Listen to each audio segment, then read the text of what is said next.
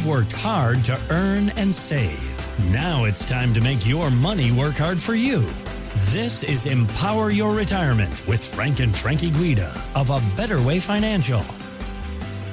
And I'm Heather Branch here with Frank and Frankie, asking for their insight on ways you can work to better prepare for your financial future. ABetterWayFinancial.com is where you can start the conversation about your retirement plan. We also have links posted in the show notes, so you can just click there, or again, it's ABetterWayFinancial.com. In the meantime, it is Q4, so amid all of the grocery shopping and present buying and Amazoning that we are already feverishly doing, I feel like, especially in the past few years, we're usually talking about some sort of market decline. It's a very common thing that happens in Q4. There seems to be dips in the market. However, this year, we are looking in better shape than we have in years past. Yeah. It's been an awesome year. Yeah. The Q4 that we are experiencing, the markets seem to be agreeing with Donald Trump returning to the White House. Of course, what do we always say, guys? No matter what the story is that we're talking about, what's it about? It's about how does it affect me, right? Exactly. What does this mean for me and my money? So let's dive into that a little bit further. Investment strategist Stephanie Link was recently on CNBC talking about the market and Trumping in the White House. We already have a decent economic environment. We're running at about 2.5% in GDP. The consumer continues to spend. You have a lot of cash on the sidelines, $6.4 trillion in money markets. So I think you're going to see a nice rally into the end of the year. Remember, under Trump, his first term, from the eve of the election to mid-March of 2017, the S&P 500 rallied 11%. Meanwhile, there has been a lot of talk, I feel, in the past few years about folks who are nervous and they've been sitting on cash. So what are you telling folks that in the office, now the election's over, they've been doing just that, sitting on cash? Where do we go from here? Well, sitting on cash for long-term savings is not really a great idea. Right.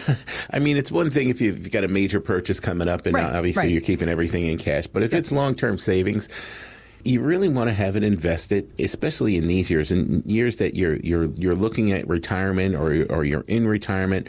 You know, it's time to set up your portfolio in a way that you have a comfortable feel about it, that you can maximize your growth potential while still, keeping the risk at a level that you're comfortable with. Right. And the reason why that's so important is because retirement is not just a 1 or a 2 year investment. It is a 10, 20, 30, sometimes even 40-year investment. It's a long time horizon. So if we have all of our money sitting in cash or a large portion of it, we're going to be in a problem where we're losing out to inflation, and we can't have that. We don't want to be losing out to inflation. We need to make sure that our money is keeping up with the inflation. Yeah. And we see people come in sometimes who have a lot of money in cash or have all of their money sometimes, believe it or not, in cash. And we're saying you're really missing out on inflation, because what's happening is you're sitting here earning maybe 4 or 5%, but if the inflation is 6, 7%, you're not even covering that, and that could be an issue.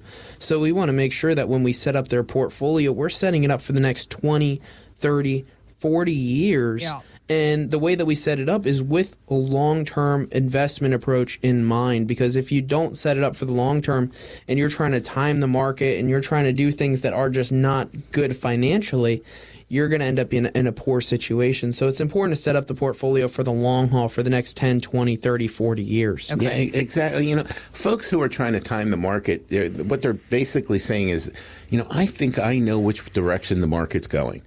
Right. I don't know. That to me, that's there's too many variables. There's too many things that can happen. Yeah. I mean, look at the world today. What if wars get worse? I mean, what can happen? There's so many things that can happen. So really, setting up the portfolio in the right manner is what you want to do. And what does that matter when you're looking at retirement years? It's important to really understand how the markets work. You get people who they're concerned that the market's, is the market going to drop? Is the market going to drop? I can sit here and say almost assuredly, absolutely. Eventually, at some point, for sure. The question it's not going to go straight up. The question is when. Right, right. Yeah. I mean, you look at the market dropping by 20% or more.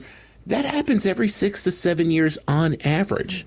So, you know what? Most folks are, in the beginning stages of their retirement, or, they're looking at another, 4, 5, 6 times that they're going to see that in their lifetime. So it's not like, hey, I'm going to plan to get in and out of the market at the right time because I think I might know, or maybe this investment advisor knows, and this. Nobody knows. Well, and what do the studies show, Dad? The studies show that those who try to time the market end up getting about half of the market's returns. So if you're going to try to time it, you're usually going to underperform the market. And that's what we want to miss out on. We don't want to do that. We don't want to underperform the market.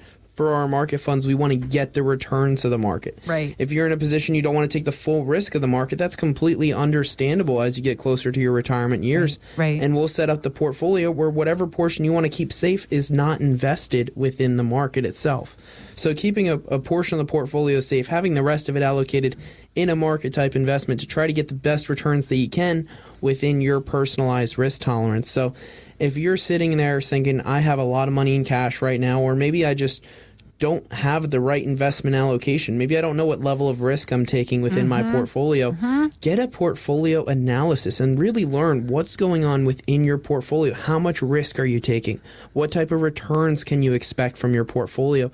And then also see different options that you have to be able to try to improve that portfolio and see what kind of risk level we would set up for you and see what type of returns you could get just by repositioning the current portfolio you have. So if you're 55 and older and you save $500,000 or more for your retirement, all you have to do is go to abetterwayfinancial.com and click on the sign up now button, and we can begin to work on your own custom retirement plan. Yeah, Frankie, we just recently had a couple in. These two were a lot of fun to sit with. They were a really nice couple. 66 years old, 65 years old, both retired, 4 kids. They only have 1 grandchildren and they want more, but they they're good people. They want to travel. They want to spend time with their family. They want to make memories. They want to pass on their estate to their kids in a tax efficient manner. They want to give gifts and stuff like that to their kids. Yeah. But when it came to their portfolio, we were sitting there looking at, we're sitting there having a conversation with them. They have a $2.9 million portfolio. Okay. And we turned to him and he goes, well, how do you feel about risk and stuff? And he's like, I don't want to lose one dime. Mm-hmm. And then we look at her and say, how do you feel? I want to take the ultimate risk to get the maximum return that I can. Especially because he doesn't want to lose any money. Right. Golly. And we're like, all right, well, let's try to do something in the middle. In the middle. Yeah, well, right. That's what I said. I said, you guys have been married for a long time. In marriage, we're used to compromise. Here's the good thing of what I'm going to say to you. You're each on the exact opposite end of the spectrum.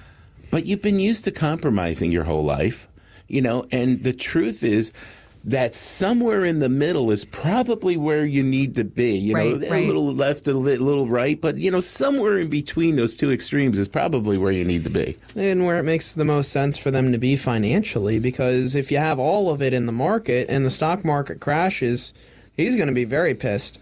Yes, he's not going to be happy. And even she's not going to be happy if she sees that happen.